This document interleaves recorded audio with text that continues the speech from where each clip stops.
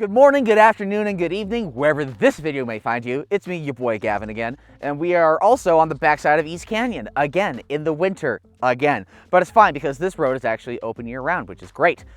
We are here with a 2020 Veloster N. It's manual with the base seats. That's the only option that was really offered at the time. Since then, they have a dual clutch and bucket seats. So why are we here? I want to find out three things. I want to find out if it's actually deserving of being a spiritual successor to my car, the Fiesta ST. Is this car something that I actually want and that I'd actually like to replace my car with? And also, thirdly, is this car deserving of Best Performance Car of the Year from Road and Track back in 2019, beating out the brand new at the time 992 Carrera, the C8 Corvette, and a plethora of other vehicles. So the road's that way. I say we hop in and go for a rip.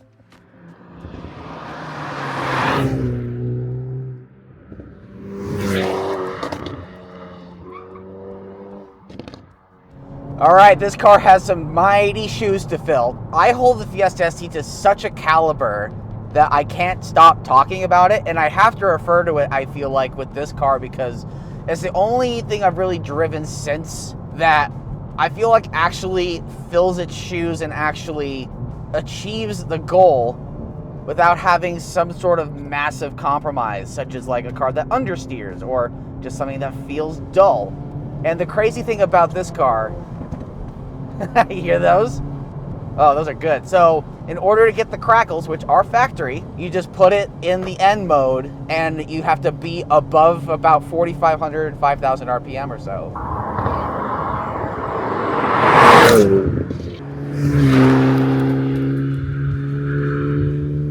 Let's talk about the mods that this car has done for a second. JB4 Map 2 Tune raises the power from 275 to around 310 horsepower at the crank. Car still has the LSD, the eLSD from factory, which is great. Torque is about the same, about 310, 320 or so from the 2-liter turbo motor. We have some V601 280 treadwear tires, so that's one of the reasons why I love this car so much, because it has great tires. But suspension is stock. The brakes are Carbotech, but that's just, he's only done pads and rotors. That's it. The car also has 82,000 miles on it, and it's actually held up really, really well.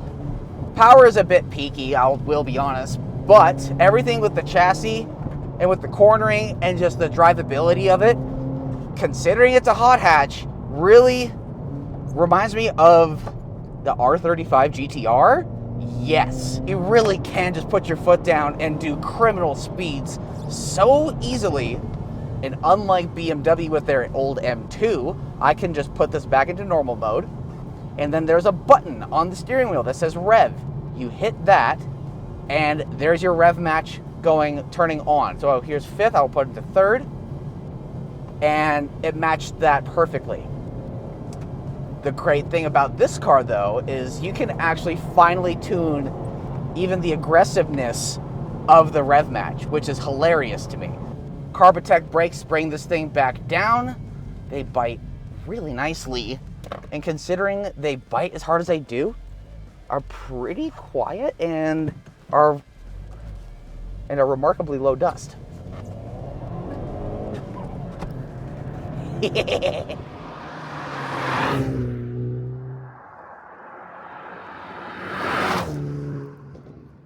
I mean, this happened at the same time of Kia with the Stinger, and you can just tell that people who give a shit about driving built this.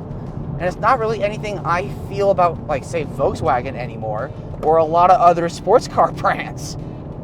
People cared about driving with this more than they did about the NC1 Hybrid NSX, straight up.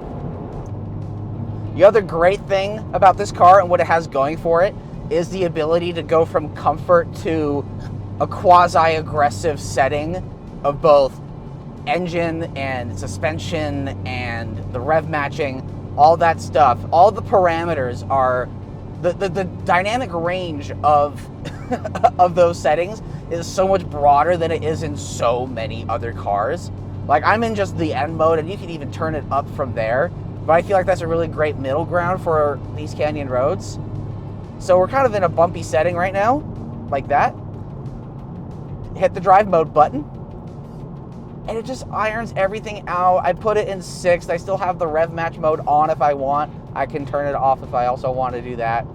And I'm just relaxing on my drive to work. Does a $30,000 Hyundai deserve a Performance Car of the Year award from Road and Track? I mean, it's funny because in that list was both the brand new at the time C8 Corvette and also the 992 generation of Carrera. I think it does, because the crazy thing about this is it can be like slow, like, you know, calm, chill, docile, whatever, but it can then still have a personality, honestly, by the touch of a button and a downshift. You give it some fun. The suspension still leans over when it's got load on. It does so many things and can still be, you know, a quirky little economy car when you want it to be. Let's go back to the C8 Corvette.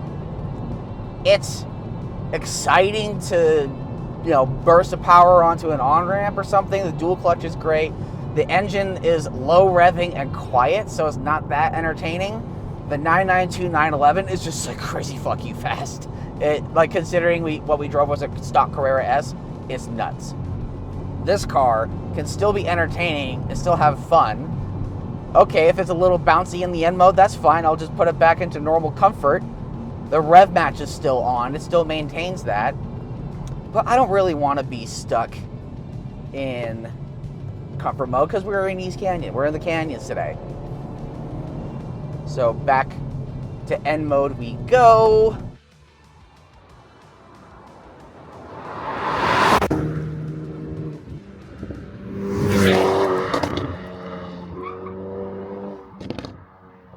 I feel weird telling people this, comparing it to an R35 GTR. And it's been a while since I've driven one, but like, you can just put your foot down in so many places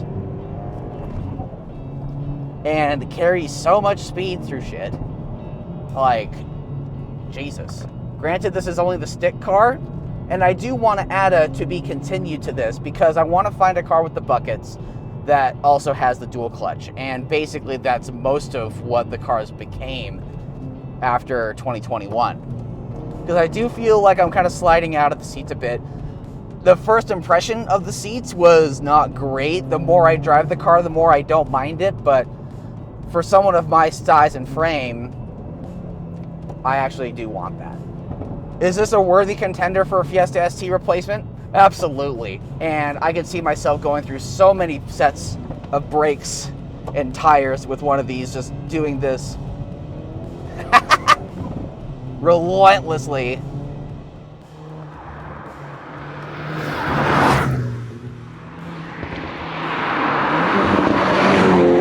This absolutely deserves every single reward, award, recognition, all of that. I love this car, and they are starting to go down in price, so that's something that for me, I'm like, I've always thought that maybe a two-car solution would be good for me. Fiesta ST plus, say, a used BRZ, or maybe like a 987 generation, first generation Cayman. But then I drive this and I go like, why? Sure, flat sixes sound great when they're mounted in the middle. They could be a great driving experience, but I could also just have one car. I could upgrade my trunk space. I can get a car that's nicer inside, that I can be totally okay with taking a road trip. It has like some crackle pop motorsport theater to it. I want to drive a dual clutch though, and I want to see what that combination is like with these cars. This car isn't nearly as dull or as understeery as GTI. A big reason why I didn't get one and I went with the Fiesta instead. But now that this exists, really got me thinking.